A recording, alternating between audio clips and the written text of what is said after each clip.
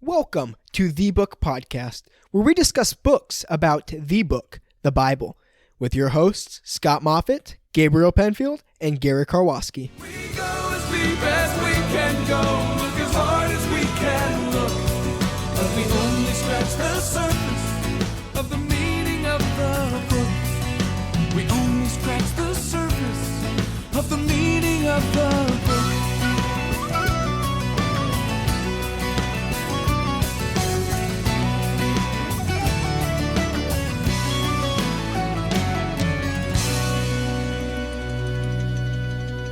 Let me ask you, how do you know the gospel accounts about Jesus Christ are reliable? Can we really believe what Matthew, Mark, Luke, and John say about his life and trust it? I believe the answer to that, of course, is yes. But how can we be sure? How can we be confident what the gospels declare are true? Well, I think there's overwhelming evidence, which has been found in the land of Israel by archaeologists, that will give us that confidence. They've unearthed evidence that attests to the truth of these events as recorded in scripture by the artifacts that they've uncovered. I'd like to welcome you to our 34th podcast of the book. Our goal is to interview authors who have written important books about the book.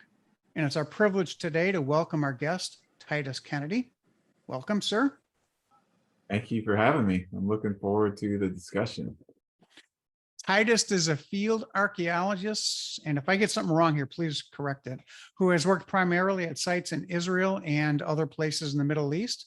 When he's not currently at a dig, he's teaching at a college or a seminary. I know he's been at Biola and Shepherd's Theological Seminary.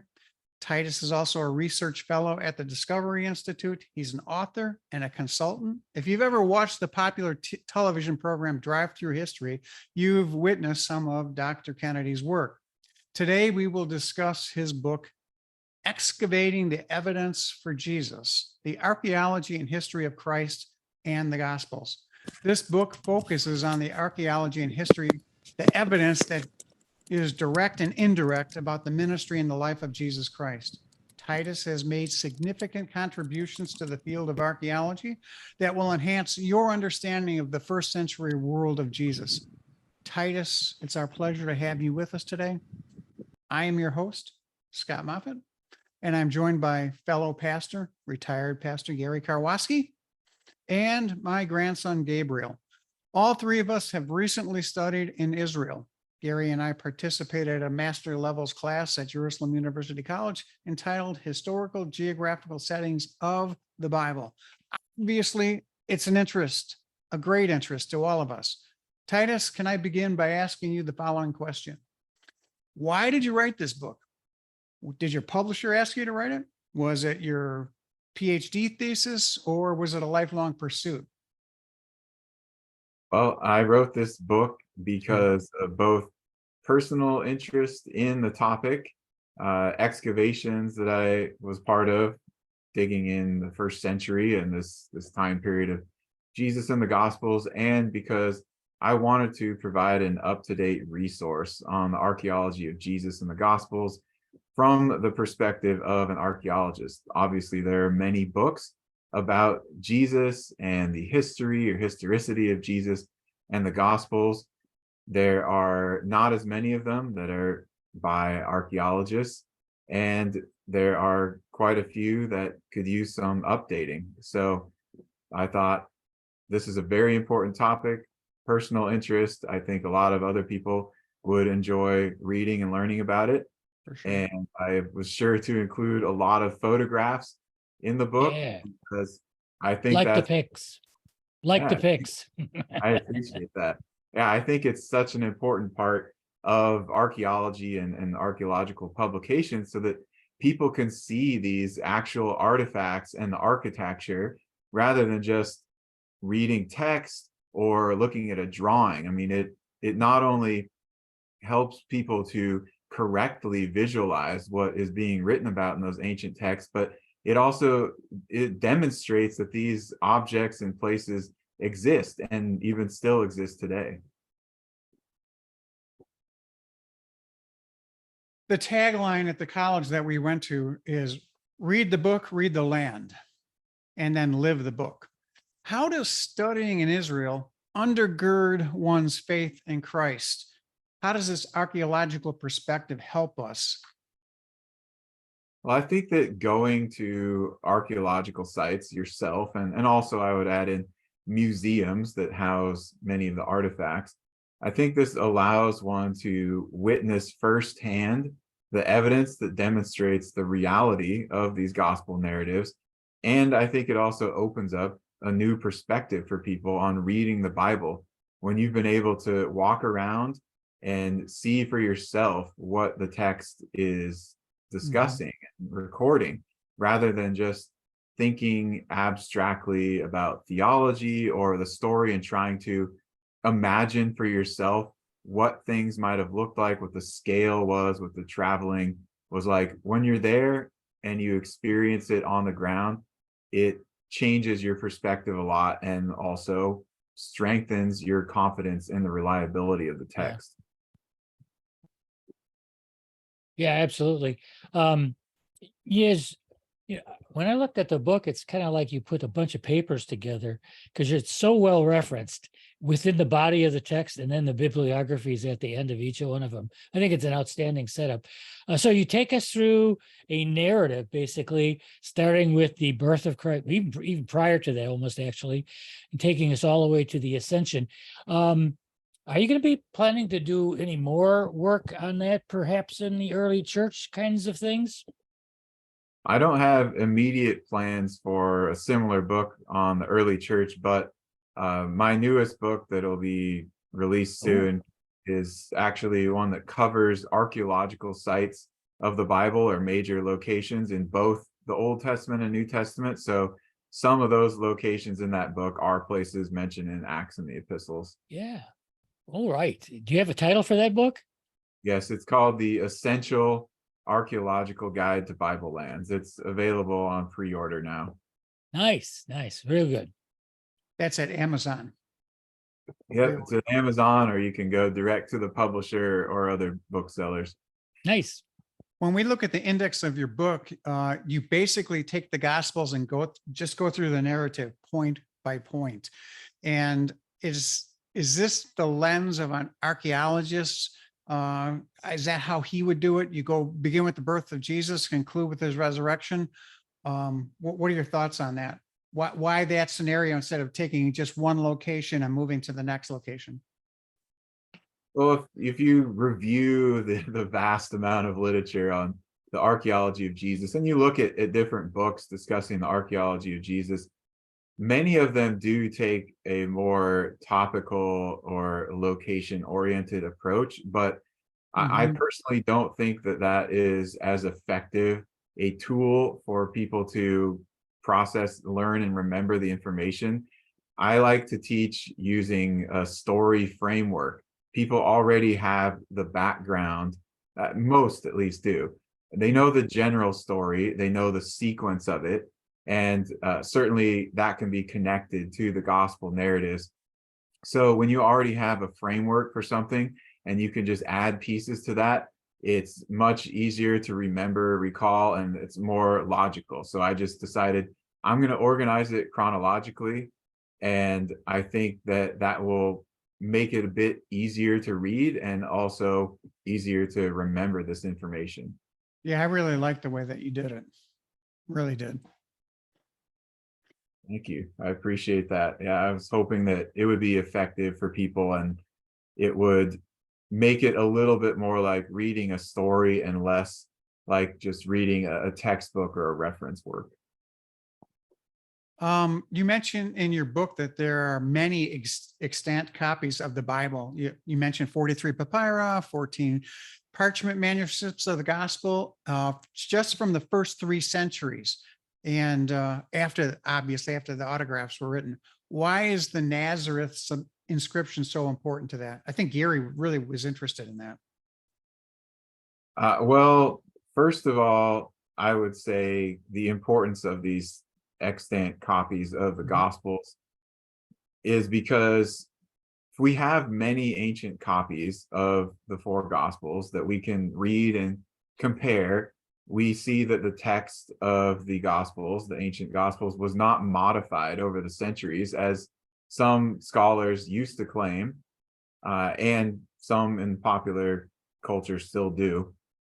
But this is important because we can be confident that the texts that we have now were accurately copied from the time of the autographs, from the time they were first circulated. So we can say the text itself has not been altered or changed or added to. That is reliable. Now we test the historical or archaeological reliability by looking at external evidence. And that's where something like the Nazareth inscription comes in. So the Nazareth inscription is a edict of Caesar from the 1st century, probably from the reign of Claudius, that was sent in letter form and then inscribed on a stone. And it was recovered in Nazareth. That's why it's called the Nazareth inscription. And on it, it talks about a new law. And it's essentially ascribing the death penalty for anybody who breaks into a certain type of stone-sealed sepulcher tomb and steals the body out of that tomb with an ulterior motive, with wicked intent. And this is the same type of tomb that Jesus was buried in.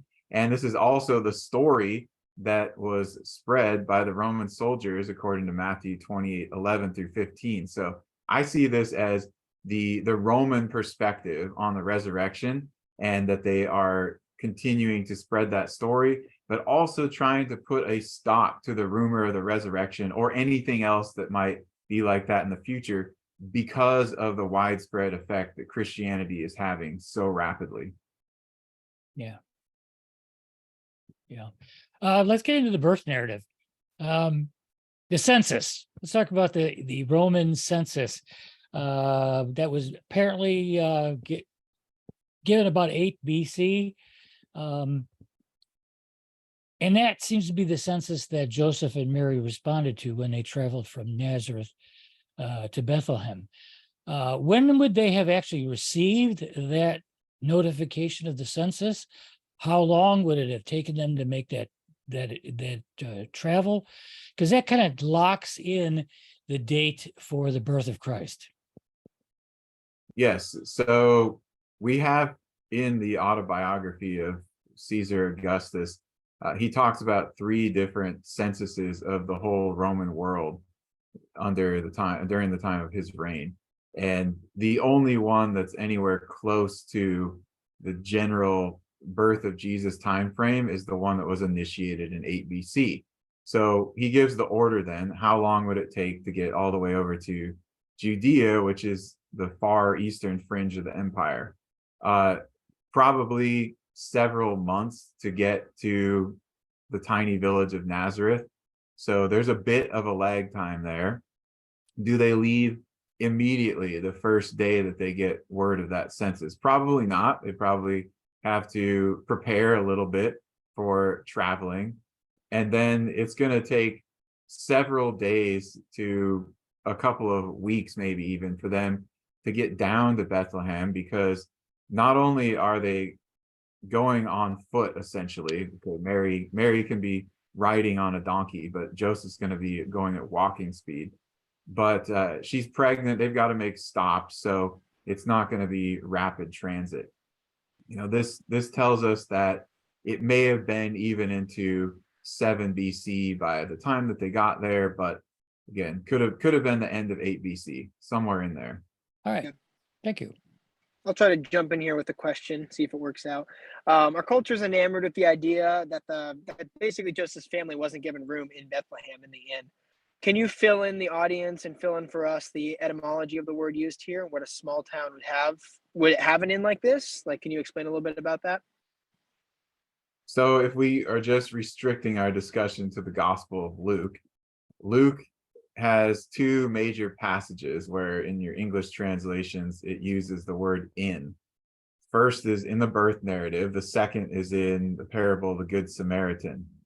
But if you look in Greek, those are 2 different Greek words.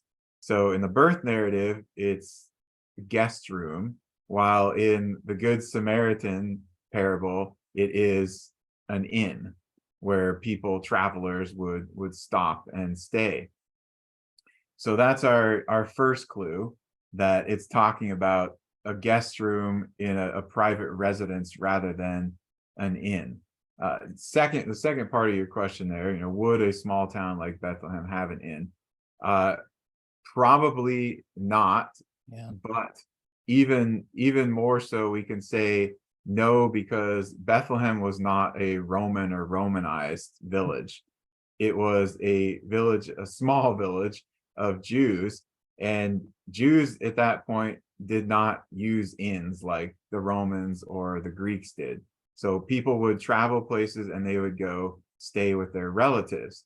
So it seems that Joseph was bringing Mary down to Bethlehem, where his family home was, and they would have planned to stay with relatives, but everybody else may have gotten there first and it filled up, so they didn't have the guest room available for them, and so they end up in the place where the animals are housed, which was seemingly a cave, according to our early 2nd and 3rd century writings about that. So there's usually the 4-room house model in Israel. I know that changes over time, but the one's a kitchen, one's the bedroom, one's a utility room, and the other is sort of like where the animals. Could that have been a possibility rather than a cave, or are we for sure that there was a cave in use, and is that the place where they're worshipped, where it's celebrated today, the Church of the Nativity? So the 4-room house is essentially Iron Age period Israel. Mm-hmm. So from the time of the Judges until the Babylonian period. After that, that house architecture is not carried on as the standard form. So you have a little bit different situation for houses during the Roman period. And caves were widely used as places to have the animals at night. Sometimes they would make animal pens, but if you had a cave, you wouldn't have to build something extra. So houses were often adjacent to or even above a cave. There's a lot of caves in this region. Bedouin today still use these to house animals. So it's very plausible in terms of the culture of the period. But as I mentioned before, we also have 2nd and 3rd century writings that talk about Jesus being born in a cave in Bethlehem. So that makes it logical. The house and the town could all be gone, but the cave could still be there. Right. Mm-hmm. Nobody's going in and destroying a cave or using it for building material, but old houses get torn down, or they take their stone and other material and they rebuild something else. Okay. Gary? Oh, I can go on. I guess we're going to look at gospel writers claim that Jesus was born of a virgin, which for us is a theological necessity. Let's talk about some of the early church writers or fathers like Tertullian or Irenaeus, Justin Martyr, and so on. Did they validate that concept of the virgin birth? Well, the virgin birth, yes, is certainly reiterated not only by early church fathers, but in the epistles. But we also see, I think, more important to a discussion of historicity, we see that opponents of Christianity even knew about the virgin birth. So Celsus, who was a polytheist and a harsh critic of Christianity in the 2nd century, even he knew about the claims of the virgin birth. Now, his perspective on it was that this was invented so as to not make Jesus's conception look illegitimate, but he knew about it.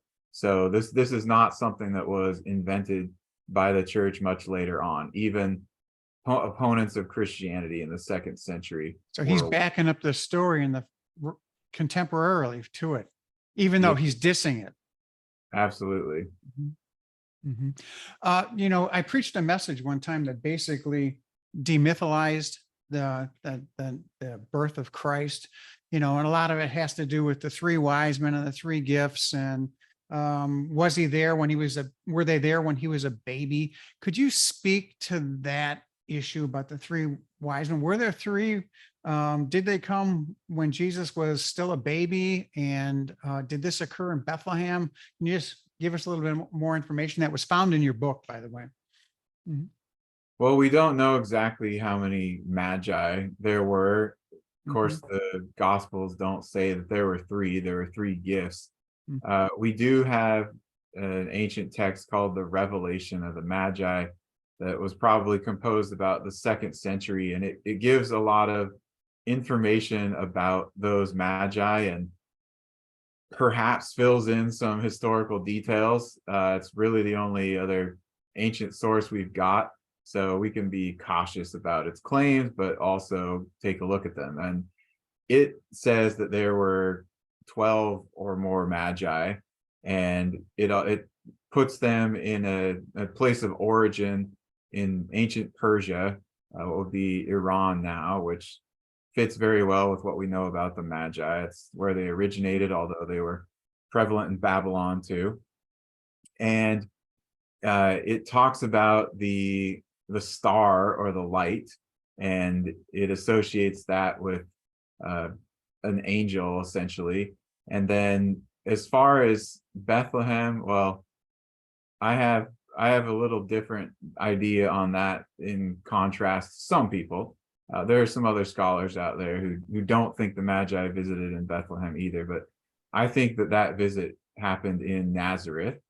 And I say that because if you follow the Luke narrative, then it doesn't really allow for a visit of the Magi in Bethlehem.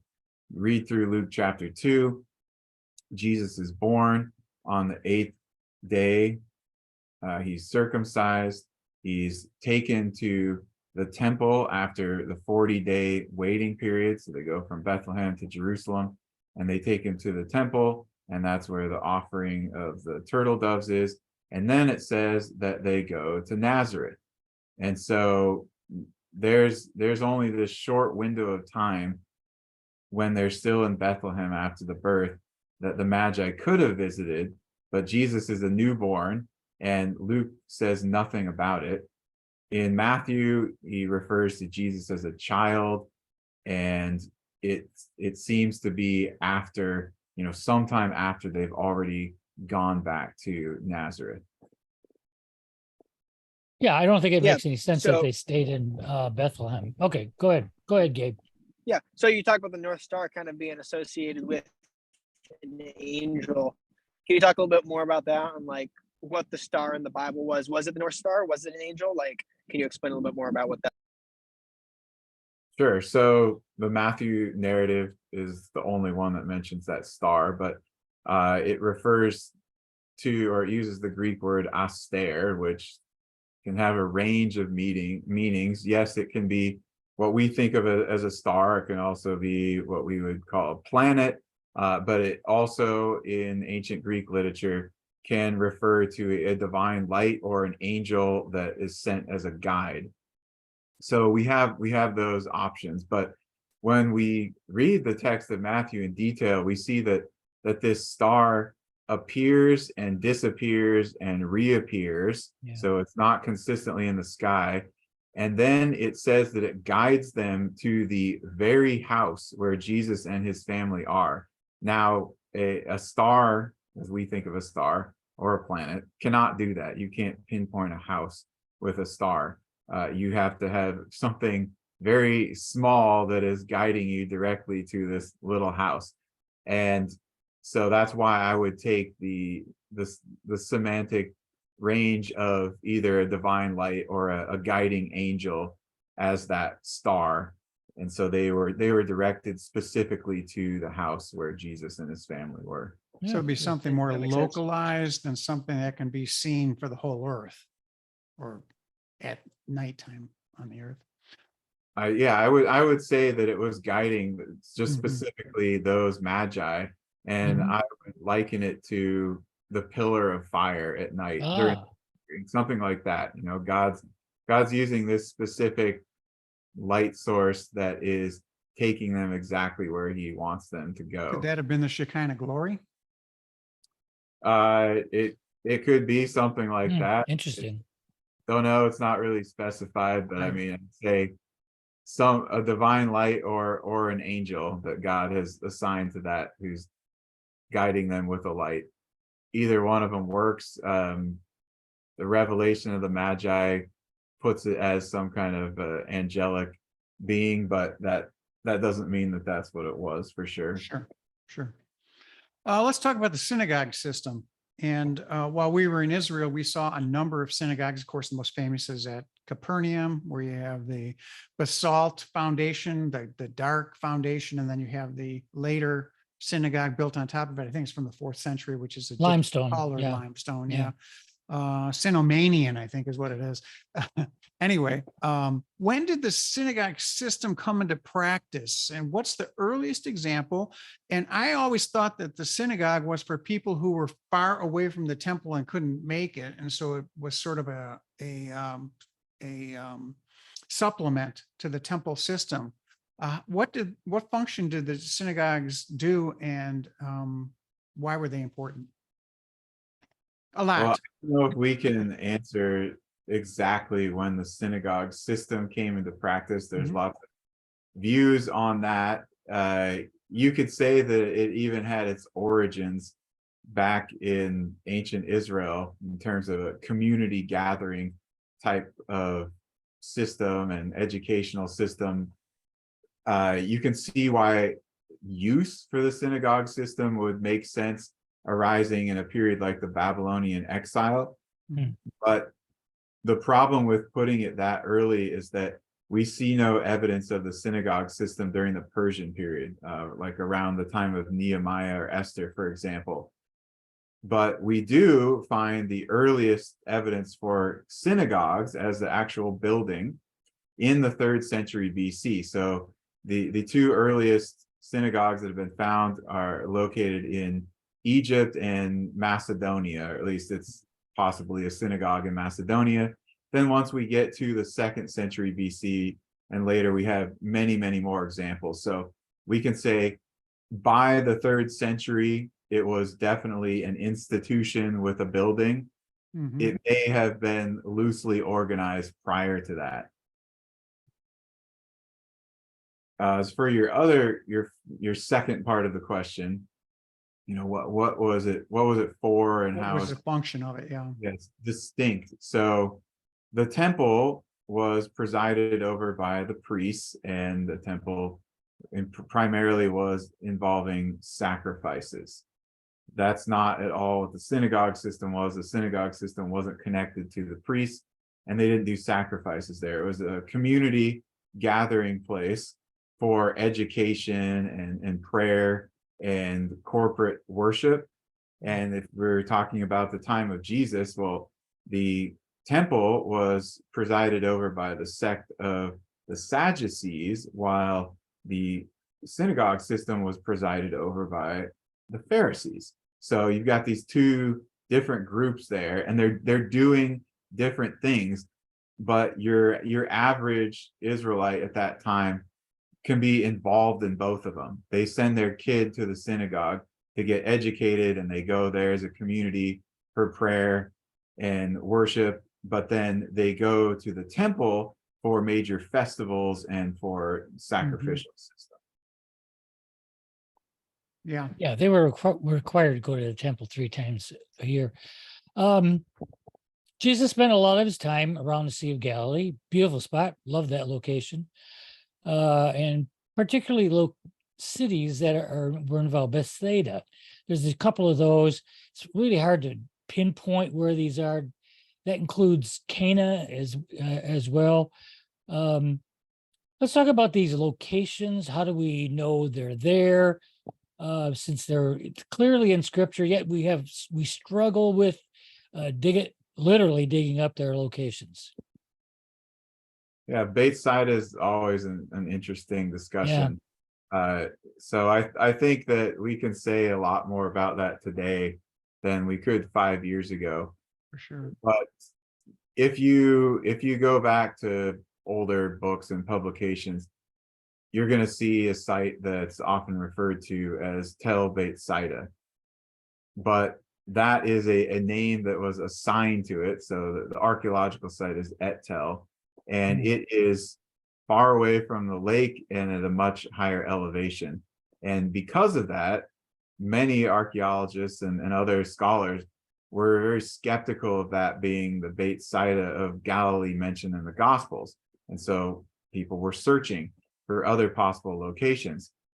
Well, one that has now been fairly extensively excavated and is located right on the lake, the same proximity to the lake and elevation as places like Capernaum or Magdala, is a site called El Araj.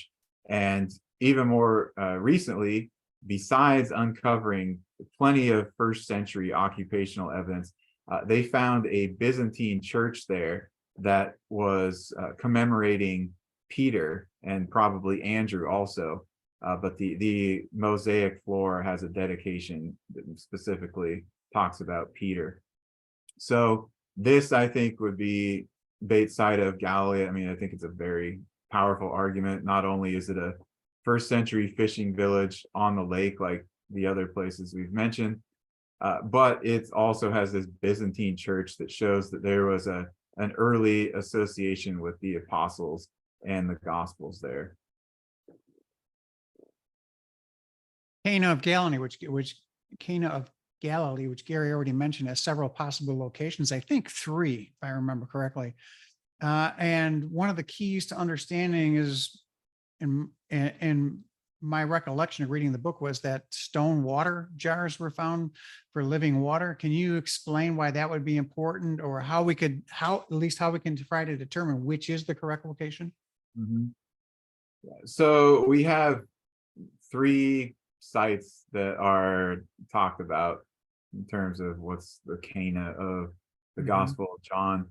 I think 2 of them are a more powerful argument, and one site actually has sort of a secondary archaeological site just adjacent to it. So you have Khirbet Cana, which is pretty well known, although that the tradition for that really only goes back to the Crusader period.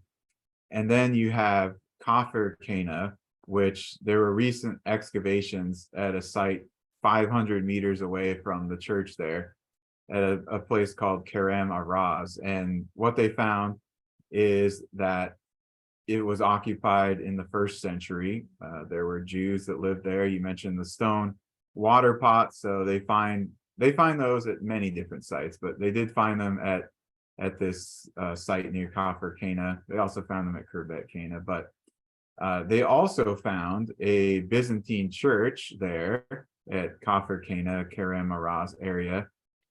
And this, to me, suggests that this is probably the Cana, at least that the early Christians in the Byzantine period thought was the Cana of John, because the Byzantine Christians built these commemorative churches at all these different sites associated with important places in the Bible, especially in the Gospels. So that's one thing that really helps us identify in many cases. I'd say one other thing going for this site is that it's 5 Roman miles from Sepphoris, and that's the distance that Theodosius places Cana from Sepphoris. So I think it's strong. It's maybe not as positive or as definitive as some other sites, but I think we have a good argument for it. Yeah, help our listeners understand, what does it mean time-wise that a Byzantine church was erected over a particular site, so they understand how close that was to the actual time period? So these Byzantine churches started getting built during the reign of Constantine, say between a lot of them between the 320s AD and the 340s AD. That's when we see the earliest ones. But these weren't just inventions of the early 4th century, because Christians who were living there, and there was a continuous Christian occupation since the time of Jesus, they knew where these sites were. And in some cases, the Romans had even built pagan temples over the top of them as a way to try to make people forget or to syncretize Christianity into Roman religion. So long tradition, going back to the first century and the earliest Christians. And then the churches started getting built, and these were built for historical purposes. They weren't built just to make a church building. So that there was a meaning beyond that. Yeah, I remember when I had my first ministry, Titus, it was in Kansas, and Kansas is laid out on a grid pattern, mile roads. And I asked somebody where somebody lived, and the local said to me, "Oh, you go past Smith's farm and you turn right." Well, there's no Smith's farm. But all the locals knew where the old Smith farm was. So all these people during the 4th century had passed down to them this information as to where this event in the Gospels took place. That's how they knew where to build the churches. So that's very helpful, very helpful. Gabe, are you there? You want to take question 20? Yeah, let's go. Question 20. Moving on to the cleansings of the temple. It's recorded 2 times. You kind of see throughout the Gospels. How do we know about this, and why is it important to know like the difference between these 2 cleansings? So if you read the synoptics, Matthew, Mark, and Luke, you have a cleansing of the temple that is discussed right at the end of the life of Jesus, right before the trial and the crucifixion. Then if you look at John, he doesn't have that one, but he has a different cleansing of the temple at the beginning of Jesus's ministry in John chapter 2. And there's an important chronological marker in John chapter 2 verse 20 that tells us when this happens, and also helps us to see that this is at the beginning of the ministry of Jesus. Now, personally, I don't think that John is arranged thematically. I think he also arranged things chronologically. I don't think he just scattered stuff all over the place, but that is the argument of some people.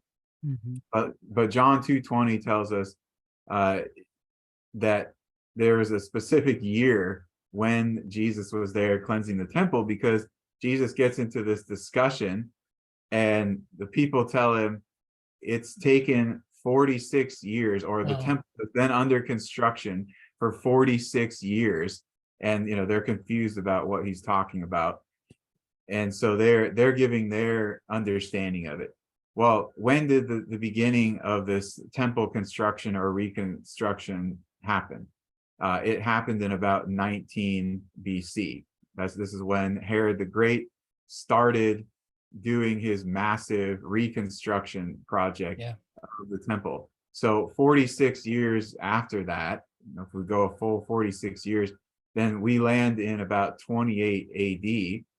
And that's the beginning of Jesus's ministry. Why do we know that? Well, Luke 3:1, I think, is very clear on that, because Luke 3:1 tells us that it's the 15th year of Emperor Tiberius when Jesus begins his ministry. Well, the 15th year of Tiberius is 28 AD. So that I think makes it clear. John's talking about an early cleansing of the temple, whereas the synoptics are talking about the final late cleansing of the temple. There's confusion on almost all the sites in Israel. A lot of them. A lot of them. Put it that way. Some say the Sermon on the Mount takes place down by the lake. And I think there's a church there, the Church of the Beatitudes. And they believe it took place there. Others say that it takes place in one of the mountains, like I think Mount Tabor. Others say Mount Arbel. And some say that there's 2 different sermons, one the Sermon on the Mount, Sermon on the Plain, and they're different. And they took place in different places. Can you speak to that for just a moment as to what you think is going on with those texts? Sure. I do think that that's 2 different sermons, the Mount and the Plain. But as far as the location of the Sermon on the Mount, my personal preference as where that occurred is Mount Eremos, which is above the Cove of the Sower and northwest of the Church of the Beatitudes. Why do I take that position? Basically because of the witness of antiquity. So Egeria, in her itinerary of the Holy Land, so she was a 4th century pilgrim, she mentions this Mount Eremos and its location. And also we have a 4th century Byzantine church that is on the property of the current Church of the Beatitudes. Now, do we know for sure that that 4th century Byzantine church was put there as the church commemorating the Mount of Beatitudes? No, we don't for sure. It could have been something else.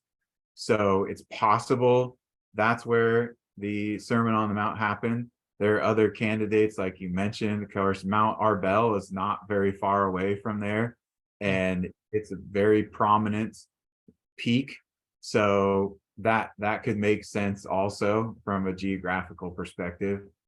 We might find out in the future if we find some other ancient texts with some more specifics, or there's some excavation done and they find a mosaic floor with a dedicatory inscription. But right now I'd say we've got 2 pretty good candidates for it.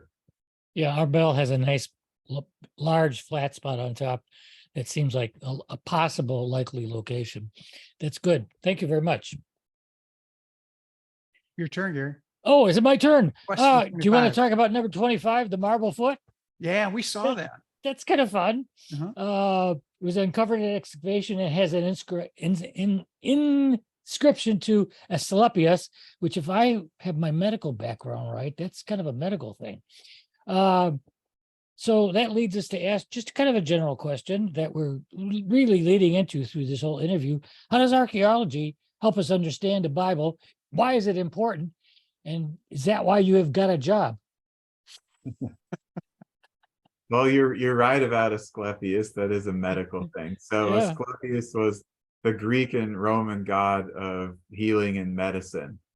And they made these temples or shrines to Asclepius in the Roman period, and people would go into those and they would pray and hope to get healed. And if they did get healed, then they would bring back some kind of offering. And that offering was often a representation of the body part that got healed. So the foot, The big foot. mentioned there, that was somebody's foot got better. Okay, it didn't fall off. They didn't lose it or amputate it. What size shoe is that? I don't know. I don't know either. But how does that relate to the Gospels and the archaeology of Jesus? Well, because that marble foot that we're talking about was discovered at the pool of Bethesda. Well, what's the pool of Bethesda? That is the site of one of the miracles of Jesus in the Gospel of John. And it's a ritual bathing pool that was thought to have healing properties. So we read John 5 and we see that a man is there who can't walk. And it talks about people are trying to get into the pool and get healed. And then Jesus goes there and tells him to get up, take your pallet and walk. And the guy is healed, and he has never walked before, but he's walking then. So obviously a miracle. Well, what happens in the 2nd century when Emperor Hadrian comes along? Well, Hadrian initiated a campaign to try to erase or pave over all these sites where important events happened in the life of Jesus. He did that by building Roman temples over the top of them. And one of those places was the pool of Bethesda. And he built a temple to Asclepius over the top of that. And so we then have people thinking about healing miracles associated with Asclepius instead of with Jesus. So I think his goal was to twist history and obscure the remembrance there. Sounds like what's going on today in America, doesn't it? So is that foot in the Rockefeller Museum? Probably. Okay. I'm not exactly sure where it is. Yeah, we were there. I thought that was where we saw it. I'm not sure. Yeah, Okay. they've been moving around some of the museum material lately because they're gonna move that museum and do some expansion. Yeah, I don't think it was in the Israeli museum that I recall, but okay. everybody knows Jesus was a carpenter. My understanding of the word that's used there is of an occupation of a worker who actually works in a number of different mediums, not just wood. Did Jesus and his father do stonework as well? And could they have possibly done any work at the Sepphoris, I think that's how you say it, Sepphoris, theater I don't know. project that was so near Nazareth?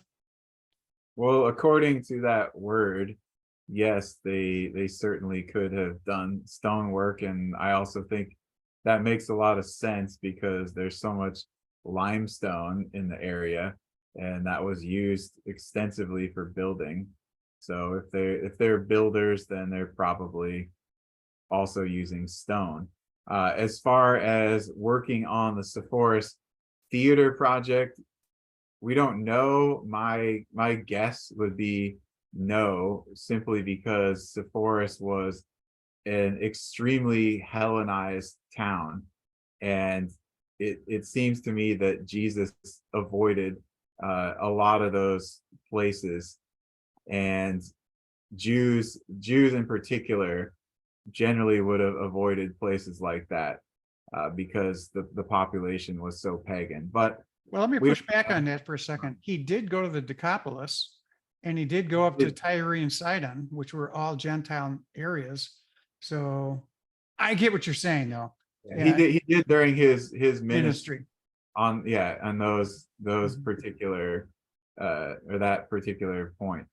But earlier in his life, my guess is that he and his father and others like them may have opted for more work within their own culture, Yeah. rather than going Yeah. and working for. Makes sense. Dad would have put the kibosh on it. No, Makes Jesus, sense. we're not going to Sepphoris, no matter how much work is there. Gabe, you're up. It's a really good. Oh, you hear me now? Cool. Yeah, yeah. That was a pretty cool question. I was actually wondering that because we do like a Bethlehem walking at our church where we kind of walk through, and one of the positions is carpenter, and they're all making the crosses and all that. That's cool to think that maybe he worked on stone. Your view is that the James ossuary is legitimate. Can you explain the implications of that on is it legitimate, is it not, and what the reasoning for that would be? Sure. So the ossuary itself is not disputed as to its authenticity. It was the inscription, and actually a very specific part of the inscription, that the dispute revolved around.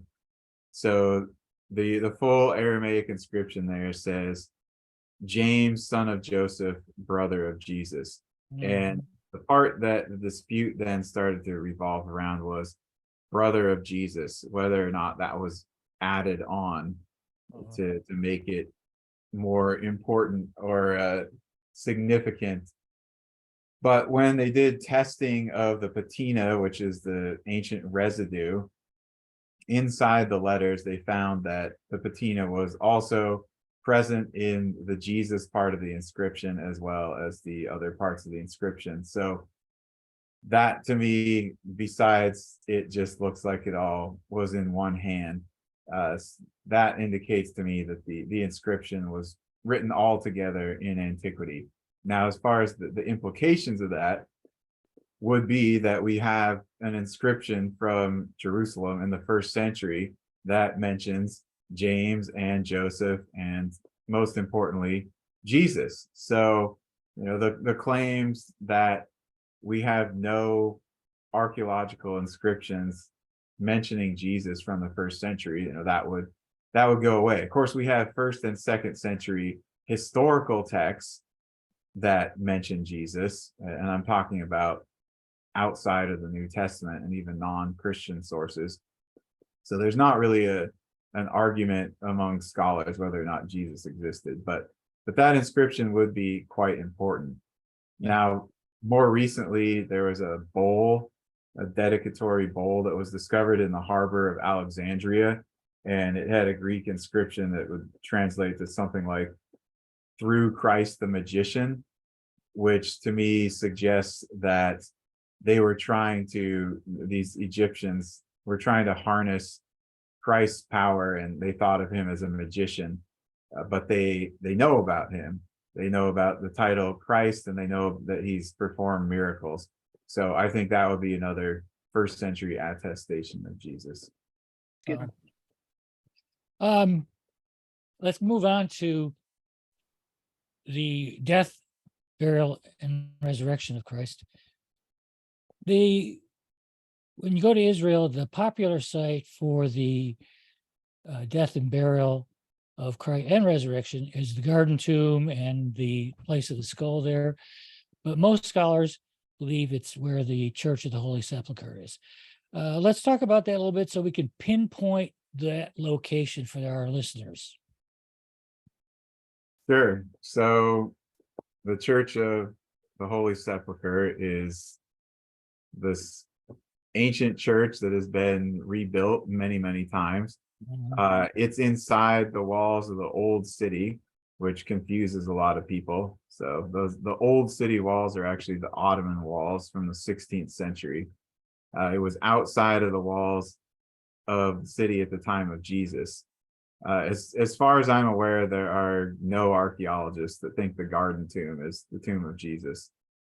In It's fact, the popular place, that's all, because it's so beautiful. Yes, right. People go there and visit the ambiance, and Mhm. yes. The Garden Tomb. So the difference between the two tombs is basically the Holy Sepulchre was a place that was used as a graveyard in the first century, and we have other tombs there besides the tomb of Jesus, whereas the Garden Tomb was an Iron Age tomb that was constructed in the 8th or 7th century BC. Yeah. So it's hundreds of years before Jesus. The Church of the Holy Sepulchre, though, has a lot of really interesting things inside it. You mentioned the Golgotha. So yeah, that's an important point to bring up, I think, because people misunderstand what Golgotha looked like. There's Gordon's Calvary over there closer to the Garden Tomb, and it's this cliff face, and it's got some holes in it, and if you look at it right, you can kind of see how It does look like a skull. get like eyes and a Yeah, it mouth does. out of it, right? Mhm. There's two problems with that, though. First, that was quarried out during the Ottoman period, so it didn't look like that in the first century. And second, the Gospels refer to Golgotha as a cranium. So it was a rounded hill, like the top of your head, it doesn't say it was the Right. face. Especially Scott's head. Exactly. You can call me Mr. Cranium. Yeah, I'm not as confident on the location of Golgotha being inside the current Church of the Holy Sepulchre as I am about the tomb, but it's the best we've got going. I mean, there's a rock hill inside there. It would work, but the tomb, I think, in the tomb of Jesus in the Church of the Holy Sepulchre, I think is right on, is 100%. I mean, it's the same type of tomb. It's a single chamber rock cut tomb with a stone bench. There's no other single chamber tombs of that type from the Roman period in Jerusalem. It was never reused by anyone else. It was constructed in the first century. It was in a graveyard in the first century that had been a quarry and turned into a garden and burial place. And it was revered and remembered, continuously since the first century. In fact, so much so that, again, we have Hadrian building a Roman temple over the top of the tomb. And who did he build that temple to? He built it to Jupiter and Venus. And he built a temple very similar to that in Rome, to Venus and Roma. So he's trying to replace Jesus with Jupiter essentially there, and Romanize everything having to do with Jesus. But in so doing, he actually helped to protect and preserve the location of the tomb. But when they did build that, didn't they change the shape of the cranium by eating away at it to, restructuring it to make it look better? And so it doesn't look that way now. When they built the church, they cut away the rock around the Mhm. tomb. So the tomb now is isolated, and of course it's covered by the edicule. Right. But if you Right. go in there, you can still see the entryway. You can still go inside the chamber, the single chamber, and the burial bench is still there. Now it's covered by a marble slab, but Yep. when National Geo was doing restoration a few years Right. ago, they removed that, and you could see the original limestone burial bench from the first century tomb.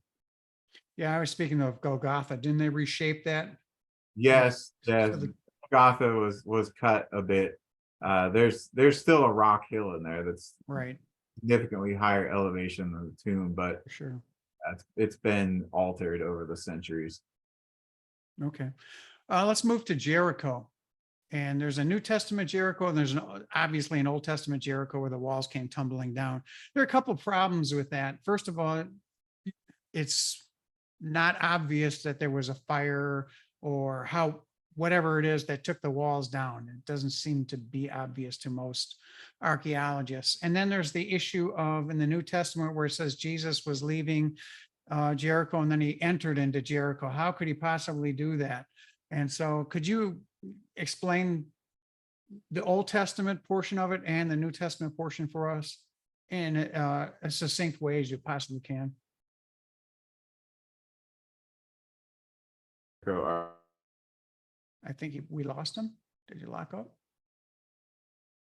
There we go. You hear me again? Okay. Yeah, we're good now. Yeah, we get you now. So Old Testament Jericho and New Testament Jericho are two different archaeological sites. They are near each other, but they're not the same site.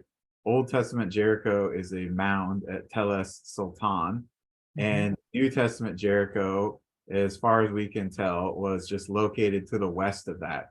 Now, Herod's palaces and the Hasmonean palaces were located to the west. Probably the Roman period town stretched over quite a large area, but we don't know the total extent of that. But there wasn't a New Testament city on top of the mound where Old Testament Jericho is located. That was abandoned before the Roman period. So the text there could be referring to, yes, the site of Old Testament Jericho versus the ruin of Jericho versus the contemporary Jericho in the first century. I think that's one possibility. What about the walls? The Of Old wall of Testament? Jericho, I think that stuff's actually quite obvious. Unfortunately, tour guides, biblical scholars, and a lot of archaeologists are very confused about Jericho. But the walls that were built in Middle Bronze 3, so the final Bronze Age city, has all these collapsed mud brick walls, and they collapsed and fell down right in front of the stone retaining wall. And then the city was destroyed by a massive fire, and in the stratigraphic layers, that layer of ash and destroyed material and collapsed building is about 3 feet thick in many places. You can still see it in at least one of Kenyon's trenches. Yeah. So the dispute at Jericho is really not over the manner of destruction, which matches quite well with Joshua. The dispute usually has been chronological, and Kenyon claimed that Jericho was destroyed long before the time of Joshua, 150 years before, rather than at that time. So then the dispute gets into what's the pottery that's found there, the Egyptian scarabs, and so forth, and how do we date that and connect it to Joshua. Good. You want to have some fun here? Not that we haven't been having fun. There's a lot of stuff going on about the location of Sodom and Gomorrah. Do you have any current information on that, Titus? Sure. You're probably talking about the site of Al Hammam, and maybe referring to a fairly recent article that alleged that an airburst of a meteor destroyed a bunch of cities, including Tal Hammam, and then they say that was Sodom. So the short answer for me would be no, that is definitely not Sodom. Why would I say that? Well, first of all, Tal Hammam doesn't fit the Sodom narrative chronologically because it was destroyed maybe about 1600 BC, according to the excavations there.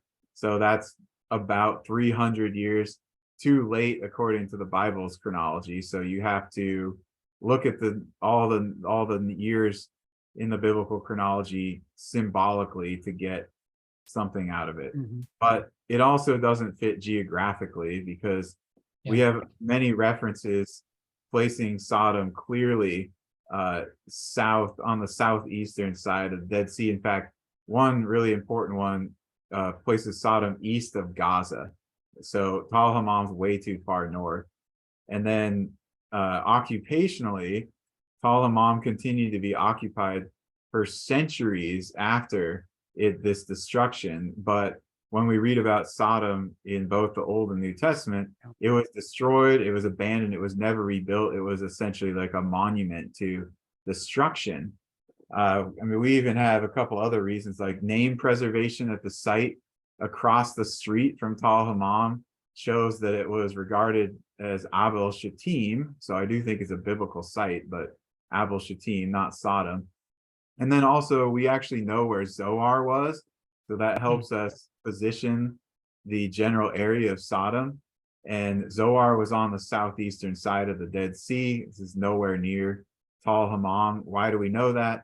Well, one, it's widely known where Zoar is on the Madaba map. But if people want to dispute that, well, there have been excavations at Safi at this Zoar location that fits the Madaba map. And in the cemetery there, they have inscriptions naming the place as Zoar. So we've got a lot of reasons to be skeptical of that, of Hammam as Sodom. Good. Yeah. As we reach the end here, I would like to ask kind of a question that I was wondering. I mean, I've always heard that Peter heard the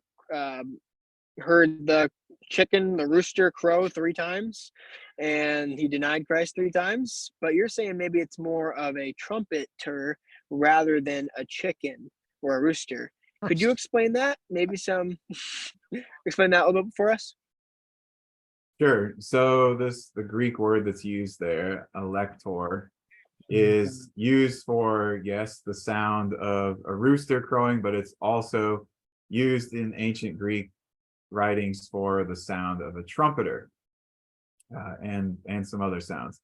So you have that possibility. Now, why then would I pick that over the rooster crowing? Well, one reason is archaeological and one reason is textual. So archaeologically, there was an inscription, a Hebrew inscription discovered at the southwestern corner of the Temple Mount that says the place of trumpeting. So it had fallen down probably from a tower on the southwestern corner of the Temple Mount. We know they had trumpeters there. Josephus talks about this, and because of that, we know that the trumpet sound was given for significant periods of time, so people knew what was going on. For example, the beginning of Sabbath and the end of Sabbath. Well, based on when those sounds are heard by Peter, it's the beginning of Sabbath. I think that's what he's probably hearing. Now, there's also been discussion of, would roosters be allowed inside the city of Jerusalem and purity laws and so forth. Yeah. Maybe not, but could he have heard them from outside the city? I would think so. But my inclination that it's probably this trumpeter that is giving the sounds for the beginning of the Sabbath. As you walk through the city of Jerusalem today, you walk down Via Dolorosa, obviously, as possible, is a popular, I should say, route to go. And at one place, everyone will point out this arch above the street level, and it's called Ecce Homo. Behold the man, when Christ was being interviewed by Pilate. And we learned on our trip that it was actually very near JUC, outside the present wall that was built, I think, in the 14th century, 15th century. You can still see the remains of what was there and what would have been the platform that Pilate would have stood on. What is your view of that? Is that true? Is that where all the examination of Jesus before Pilate took place? Is that where the pronouncement of crucifixion was should have taken place at? Completely different place than what's celebrated. Yeah, so just to clarify for everybody, Mhm. so the Ecce Homo arch on the Via Dolorosa, of course, it has that name, but it's actually part of an arch of Hadrian that was built in about 135 AD when he rebuilt Jerusalem as Aelia Capitolina. There's another arch of Hadrian that you can see if you go to the Damascus Gate and go to the side and under it. And then that stone pavement that some people associated with the stone pavement and the trial of Jesus, that's also from the 2nd century, the Plaza of Hadrian. So that location on the Via Dolorosa is not the Praetorium of Pilate. That was a 2nd century rebuild of Jerusalem. What you're talking about, basically, it's partially outside the walls of the city. Yeah. So when you go look at it, you're outside the city walls. You exit Jaffa Gate and you go south down the line of the wall. There is the remains of another ancient gate. So it's a 1st century structure. This structure is actually a continuation of Herod's palace. And we know from writers in antiquity, like Josephus and Philo, that the Praetorium, the Roman Praetorium, was housed in the former palace of Herod the Great. So when you go and look at those ruins, which were excavated in the 70s, what you can see is part of a gate to enter in, and then you can see this raised up place, which John calls the Gabbatha. You can see some of the stone pavement still, and you can see the Bema area. So that stuff is really important and preserved still today, but unfortunately a lot of people don't even know that it exists or it's there, or they're confused because they just follow the Via Dolorosa. Well, it was covered for centuries by soil, and they had built the new wall on top of it by, was it Soliman? I think built it. Yes. Yeah. So it was kind of obscure. No one knew it was there until I think it was like the 1980s or 70s or something. You mentioned, I think, the 70s. It was, it's been recently entered. It's just outside the current wall. We walk by it all the time, and it's near what's now called the Tower of David, which we know is not the Tower of David, but would have been Herod's palace. In fact, we walked by it for a long time. First time I was in Israel was 2000, and I didn't know about it until 15 years later. So interesting. Gabe, you're up. We have 2 more questions for you. Yep. All right. It's a little bit loud about me, so don't mind. Let's see. Kind of reaching the end here. Why should we trust the gospel record as gospel truth? Kind of like we've talked about all kinds of gospel stuff, all kinds of different opinions, but more like different archaeological proofs. Why can we trust the gospels as truth, that Jesus resurrected and the whole shebang? Why can we trust it? Well, we can give an answer from a historical and archaeological perspective first, at least. And from that perspective, archaeology has and continues to demonstrate that the gospel narratives are historically reliable. Why do we say that? We have people, we have places, we have specific buildings, we have events, all these confirmed through archaeology. And then we have many ancient historical accounts, including well-known writings of Josephus is a major example, but there are several others that also corroborate not only the existence of Jesus, but some of the people, places, and events in the gospel. So we have a lot of reasons to say the gospel narratives are historically reliable. Now, what we can't do with archaeology or history is demonstrate that miracles occurred. But if someone believes in the existence of God, then miracles and the supernatural and those sections of the gospel wouldn't be cast aside as myth or fairy tale. So part of that is just going to come down to someone's worldview or their view of whether they think God exists and intervenes in human history or not. But as a whole, we can say that the Gospels have corroborative evidence. So unless you're committed to an atheistic worldview or a worldview of scientific materialism, then we have many, many compelling reasons to trust the Gospels, including the theological or supernatural sections. Yeah. So you take it, it does take faith. I mean, obviously believing the Gospels does take faith for miracles, but we're not like fighting against impossible. Like everything we can see proves the Bible right. Does take faith, but it's not blind. I don't want to say dumb faith, but it's not blind faith. Yeah, the faith is built on historical reality for which we have evidence. But yes, there is still that element of trust that has to be there. We can't prove everything. I mean, even today, we can't prove everything, and people wouldn't accept forms of proof that you presented them with. If you gave them a video of some miracle happening, they could just say, oh, that was CGI or a deep fake, something like that, Yeah, you know, yes. edited, manipulated. So, you know, people are always going to have ways to explain away things. And Jesus even talked about this concept that, you know, if people didn't believe Moses and the prophets, they're not going to believe him either. Exactly. Well, we want to thank you for coming and spending this time with us. And I want to remind everyone you have a new book coming out in January of 2024, The Essential Archaeological Guide to the Bible Lands, Uncovering Biblical Sites of the Ancient Near East and Mediterranean World. Wow, that's a lot to say. But we're looking forward to that. And I'll put you on the spot. Can we call you and schedule a time where we can review the book with you sometime in 2024? Sure, I'd be happy to. That's if Gary and I are still here. If we're not with Well, the Lord. where would I be going?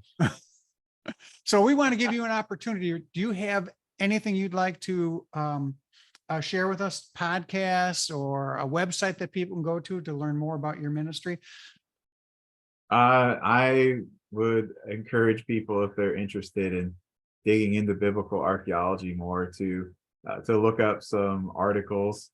I've published on Jericho and the archaeology of the destruction of Jericho. I've published on the nomads of Yahweh and how that connects to the Exodus. Some of these details that are often disputed or people claim that there's no evidence for. So I would say look up into that, do some reading. I've done some other podcasts and interviews with Expedition Bible, Sean McDowell, and others where we address other topics that we didn't really get to talk about today. Should they all get subscriptions to Bar? I would not recommend it, but you know, it can be interesting. Occasionally, there's a good article in there. Are you going to be doing any digs at any sites in the near future? I am. I've currently got 2 projects that are in process, but gotta wait until we finish some things up and publish to talk more about those. Mm-hmm. Well, maybe we can get Gabe to sign up and come help you. He's young enough. Again, we want to thank you. We really appreciate it. We're glad that there's young men like yourself involved in biblical archaeology and that believe the Bible and not are out to prove the Bible, but to let the archaeological discoveries prove the Bible. So thank you so much for what you do. We really appreciate your time and effort. We know you're a busy man, and we will ask the Lord to bless you. Let's pray together. Father, we thank you so much for Titus. We ask, Lord, that you would bless his efforts. May you guide him, direct him, and keep him safe, Lord, as he travels, as he teaches, as he digs. Help him, Father, to be a man of God and to stay pure in his thinking and in his lifestyle. Thank you so much, for he is an encouragement to each of us. We pray this in Jesus' name. Amen. Amen. Thank you, Titus. God bless you. Really appreciate it. Have a great day. Thanks.